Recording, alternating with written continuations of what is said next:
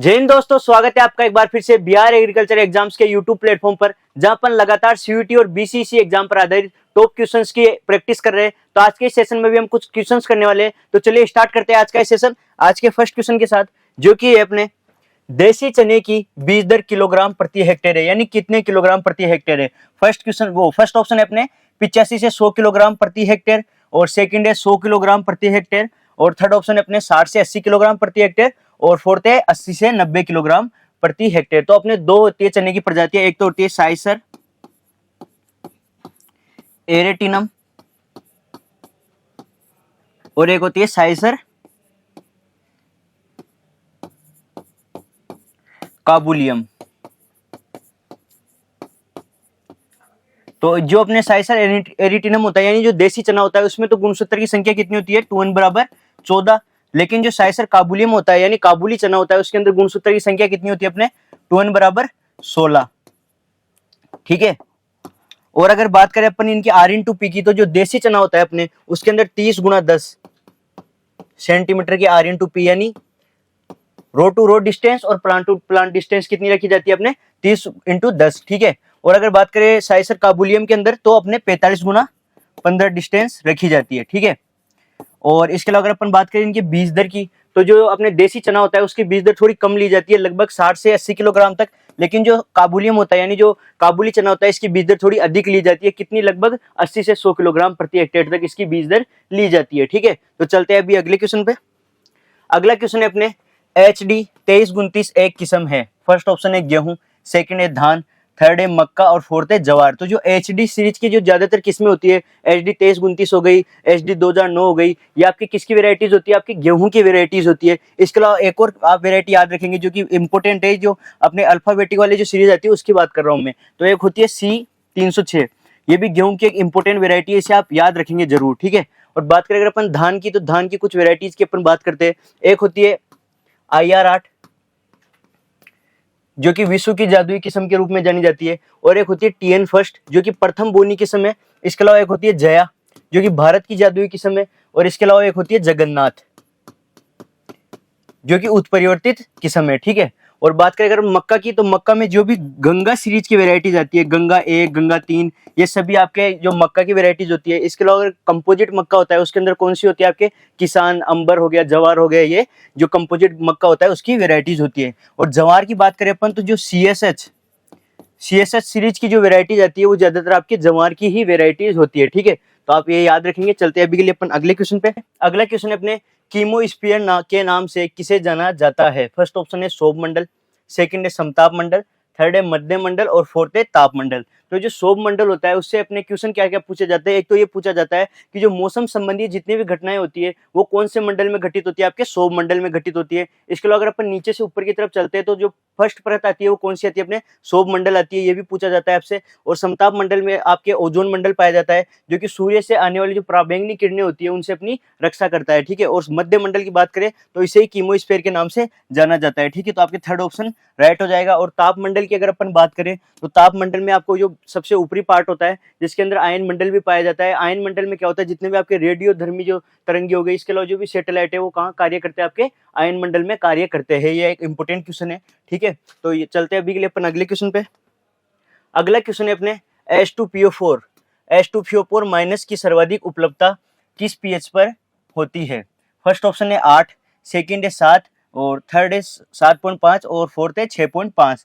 तो जो H2PO4 minus होता है, इसकी जो सर्वाधिक उपलब्धता होती है, वो लगभग 5.5 से 6.5 पीएच तक होती है, यानी अपने यहाँ पे फोर्थ ऑप्शन राइट हो जाएगा। लेकिन अगर अपन बात करें H2PO4 माइनस और HPO4 -2, तो इन दोनों की जो उपलब्धता की अगर अपन बात करें, तो लगभग जो आपके 7.4 पीएच होता है, इस पे दोनों की उपलब्धता बराबर होती है। ठीक है। तो ये भी आप याद रखेंगे, कई बार ये पूछा गया क्वेश्चन है कि H2PO4 माइनस और HPO4 -2 दोनों की जो उपलब्धता इक्वल किस पीएच पर होती है, तो 7.4 के लगभग होती है। ठीक है। तो चलते हैं अभी के लिए अपन आगे। अगला क्वेश्चन है अपने ISS एवं CIAE स्थित है, यानी कहाँ स्थित है। ISS यानी Indian institute of soil science. ठीक है।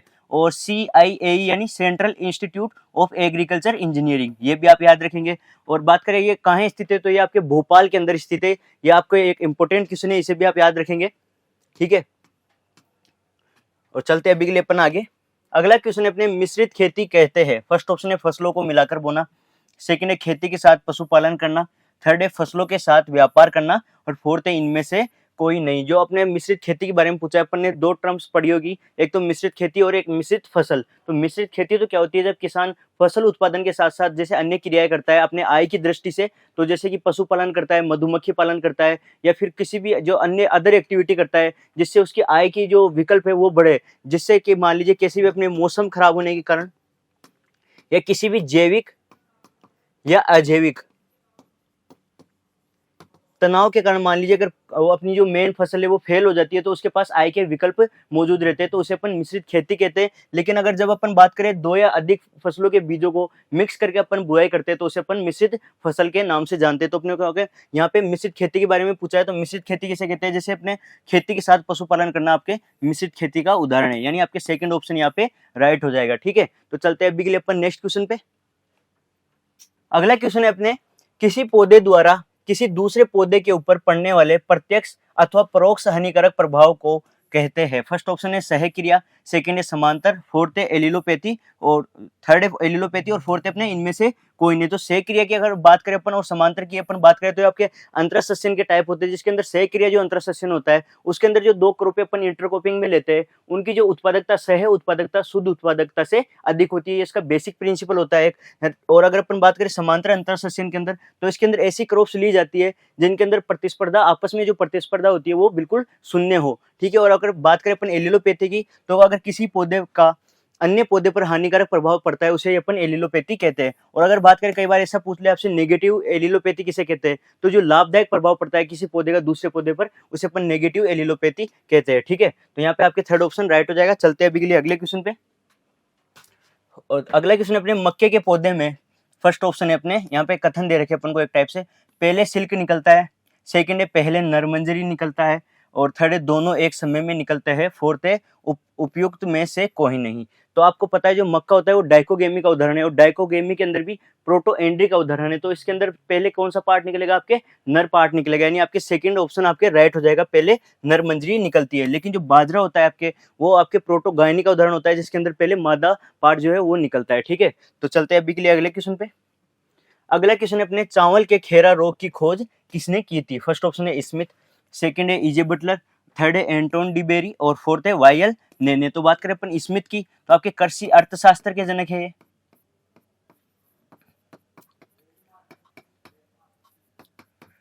और अगर अपन बात करें किसकी, ईजे बटलर की, तो भारत के अंदर जो रोग विज्ञान है, पादप रोग विज्ञान, उसके जनक कौन है, आपके ईजे बटलर है। और एंटोन डिबेरी आपके जो प्लांट पैथोलॉजी है उसके जनक है ओवरऑल। और वायल नेने ने ही आपके खेरा रोग की खोज की थी, जो कि जिंक की कमी से होता है। और कहाँ की थी खोज, यूपी के अंदर की थी। कब की थी, 1966 के अंदर। ठीक है, ये भी आपके एक इंपॉर्टेंट क्वेश्चन है। खेरा डिजीज का एक हर एग्जाम में पूछा जाता है लगभग, कि या तो ऐसा पूछ लिया जाता है कि निम्न में से खेरा रोग किसकी कमी से होता है, तो जिंक ऑप्शन में दे रखा होता है, या ऐसा भी पूछ ले डायरेक्ट कि जिंक की कमी से होने वाला रोग है, तो आप अगर वहाँ पे खेरा ऑप्शन है तो आप वहाँ पे वो राइट कर सकते हैं। ठीक है, चलते हैं अभी के लिए अगले क्वेश्चन पे।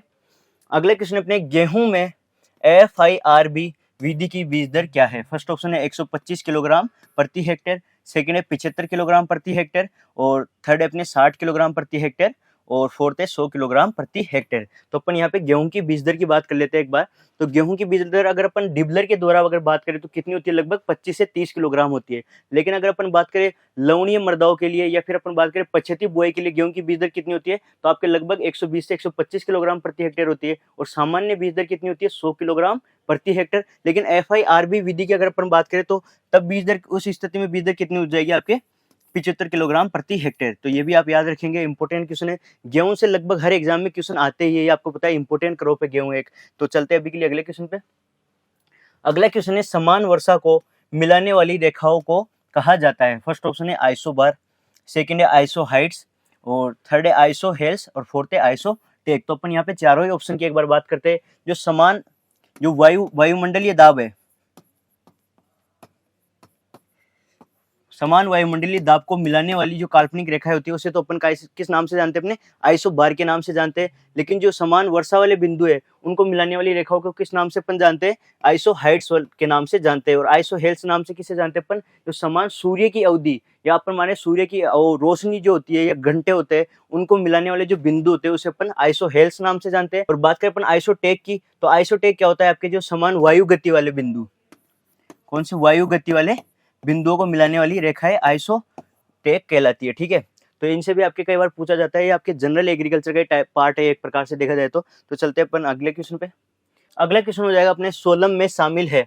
फर्स्ट ऑप्शन है A+B+C संयुस्तर, सेकंड है A संयुस्तर, और थर्ड है A+B संयुस्तर, फोर्थ है B संयुस्तर। जो A+B+C संयुस्तर होता है इसे अपन रिगोलित नाम से जानते हैं, तो आपके बिल्कुल गलत ऑप्शन हो जाएगा। और A संयुस्तर के आपसे क्या क्वेश्चन पूछा जाता है, A संयुस्तर से ऐसे पूछा जाता है कि जो अपने कृषि योग्य भूमि होती है उनके अंदर जो पहला संयुस्तर होता है वो कौन सा होता है आपके, वो A संयुस्तर होता है। और A+B संयुस्तर को अपन सोलम नाम से जानते हैं। ठीक है, तो चलते हैं अभी के लिए अपन अगले क्वेश्चन पे।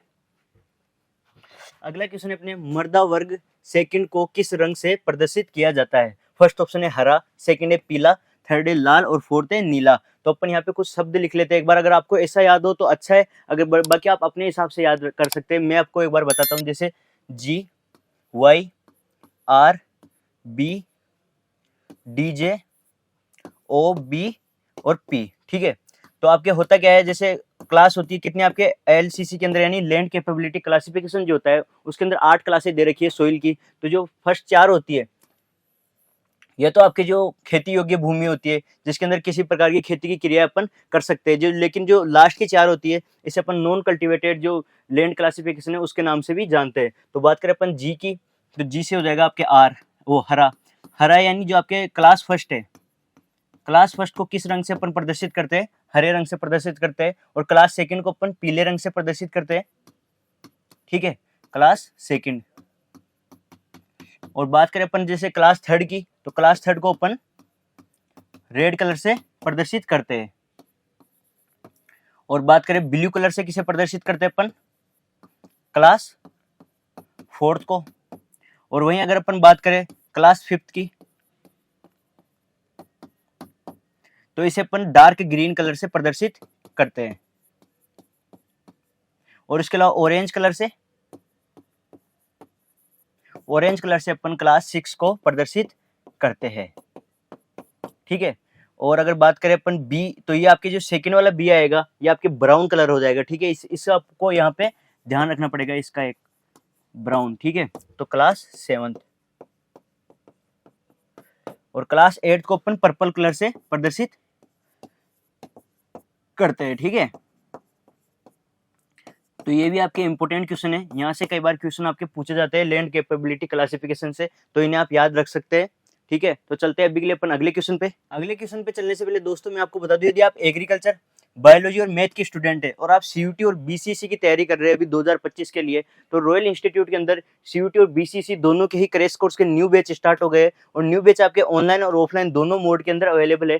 साथ ही हिंदी मीडियम और इंग्लिश मीडियम दोनों ही मीडियम के स्टूडेंट के लिए क्रैश कोर्स अवेलेबल है। अगर अपन बात करें कि क्रैश कोर्स से आप जुड़ते तो आपको फायदे क्या क्या मिलने वाले हैं, तो क्रैश कोर्स से यदि आप जुड़ते तो आपको ऑफलाइन क्लासरूम मिलने वाले अगर आप ऑफलाइन आते हैं तो, और आपको इसके अलावा लाइव बैच मिलेगा, जिससे आप अगर ऑफलाइन नहीं आ पाते तो आप अपने मोबाइल या लैपटॉप के अंदर लाइव बैच से जुड़ सकते हैं। और बात करें कि कई बार मैंने पहले भी बताया हर क्लास के अंदर कि स्टूडेंट को ये डाउट रहता है हमेशा कि इतने से दिन बचे अपने कोर्स कंप्लीट हो पाएगा या नहीं, तो आप बिल्कुल निश्चिंत रहिए, आपके कोर्स भी कंप्लीट करवाया जाएगा इन दिनों के भीतर ही। और आप किसी कारण से अगर लाइव क्लास अटेंड नहीं कर पाते तो आप उसी क्लास को रिकॉर्डेड फॉर्मेट में बाद में देख सकते हैं अपने मोबाइल या लैपटॉप के अंदर। और इसके अलावा बात करें आपको जो भी पढ़ाया जाएगा उसकी 4K पैनल PDF दी जाएगी, जिससे आपके रिवीजन के अंदर बिल्कुल आसानी रहेगी। कई बार अगर आप मान लीजिए एक तो नोट्स बना के पढ़ेंगे और एक आपको PDF मिलेगी, उससे आप डायरेक्ट ही रिवाइज कर सकते हैं। और जो DPP और एक्सरसाइज शीट होती है, जैसे मैंने पहले बताया, इनका उद्देश्य क्या रहता है कि आप जितनी ज़्यादा प्रैक्टिस करेंगे उतने ज़्यादा आपके कॉन्सेप्ट क्लियर होते जाएंगे। तो इसके लिए आपको DPP और एक्सरसाइज शीट भी दी जाएगी। और आपके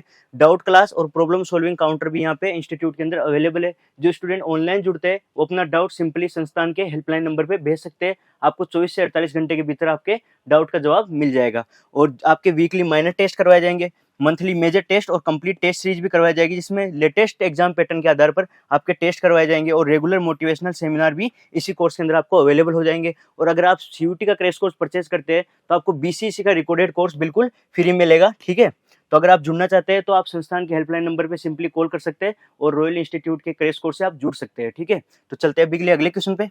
अगला क्वेश्चन है अपने इटाई और मीना माता रोग खालिस्तान की विषाक्तता के कारण होता है। ये आपके प्रदूषण से क्वेश्चन है, तो इसे भी आप एक बार प्रदूषण वाला टॉपिक भी आप एक बार ऊपर से पढ़े या गहराई से पढ़े, लेकिन एक बार पढ़ के जरूर जाए, क्योंकि इन रोगों से कई बार आपकी क्वेश्चन डायरेक्ट पूछा जाता है एग्जाम के अंदर, ठीक है। फर्स्ट ऑप्शन अपने कैडमियम और निकल, सेकंड है कैडमियम और पारा, और थर्ड है जिंक और पारा, और फोर्थ है जिंक और निकल। तो अपने को क्रम से देखना है, पहले इटाई और फिर मीना माता रोग अपने को देखना है। तो अगर बात करें अपन इटाई की, तो ये तो कैडमियम के विषाक्तता से होता है, लेकिन जो मीना माता होता है वो पारा की विषाक्तता से होता है, यानी आपके सेकंड ऑप्शन राइट हो जाएगा, ठीक है। तो ये भी आप एक बार देखेंगे, जैसे अपन यहाँ क्वेश्चन लेके आते हैं, लेकिन फिर भी आप एक बार रिविजन करते रहेंगे, जिससे आपके क्या है ज्यादा कॉन्सेप्ट क्लियर होते जाएंगे, ठीक है। तो चलते हैं अगले क्वेश्चन पे। अगला क्वेश्चन है निम्न में से कौन सी किस्में खरबूज की है। फर्स्ट ऑप्शन है दुर्गापुरा मधु, सेकंड है हरा मधु, थर्ड है दुर्गापुरा मीठा, और फोर्थ है दुर्गापुरा केसर, और फिफ्थ है अपने दुर्गापुरा लाल। तो बात करें अपन दुर्गापुरा मधु, ये तो आपकी खरबूजा की किस्म होती है, यानी आपके एक तो हो गया ए। और बात करें हरा मधु, ये भी आपके खरबूजा की किस्म होती है, जिसे अपन नेटिंग अवस्था पे तुड़ाई करते हैं, जो कि अपवाद है खरबूजा के अंदर। और दुर्गापुरा मीठा, दुर्गापुरा केसर और दुर्गापुरा लाल, ये तीनों ही आपके तरबूज की किस्म है, ना कि खरबूजा की किस्म है, ठीक है। तो आपके ए और बी यानी फर्स्ट ऑप्शन आपके यहाँ पे राइट हो जाएगा, ठीक है। इसके अलावा दुर्गापुरा केसर से ये भी याद रखें कि इसका जो अंदर का जो पार्ट होता है, यानी गुद्दा जो होता है, उस वो पीले कलर का होता है। ये एक इंपॉर्टेंट क्वेश्चन है, अभी एओ की एग्जाम लगी थी, उसके अंदर भी एक क्वेश्चन आया था दुर्गापुरा केसर का, तो आप इसे जरूर याद रखेंगे। चलते हैं अभी के लिए अपन अगले क्वेश्चन पे। अगला क्वेश्चन है अपने पेक्टिन परीक्षण किसके द्वारा किया जाता है। फर्स्ट ऑप्शन है जेलीमीटर, सेकंड है रेफ्रेक्टोमीटर, और थर्ड है लेक्टोमीटर, और फोर्थ है हाइड्रोमीटर। तो जो जेलीमीटर होता है उसी के द्वारा अपन पेक्टिन का परीक्षण करते हैं, यानी आपके फर्स्ट ऑप्शन यहाँ पे राइट हो जाएगा। लेकिन रेफ्रेक्टोमीटर की अपन बात करें तो टीएसएस ज्ञात करने के लिए इसका यूज अपन करते हैं, और लेक्टोमीटर का यूज अपन किस लिए करते हैं, दुग्ध का अपेक्षित घनत्व ज्ञात करने के लिए।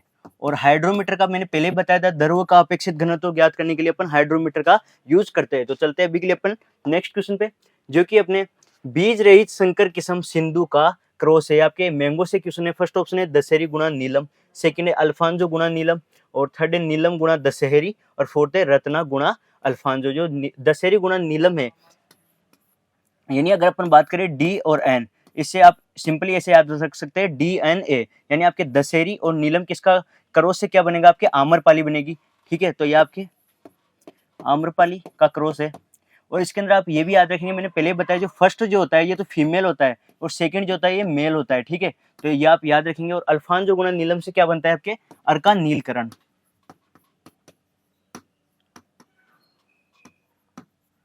और बात करें अपन अगर ऐसे जैसे उल्टा कर ले इनको, उनकी नीलम गुणा अल्फांजो, तो उससे आपके क्या बनेगा, नीलम गुणा अल्फांजो से रत्ना बनेगा, ठीक है।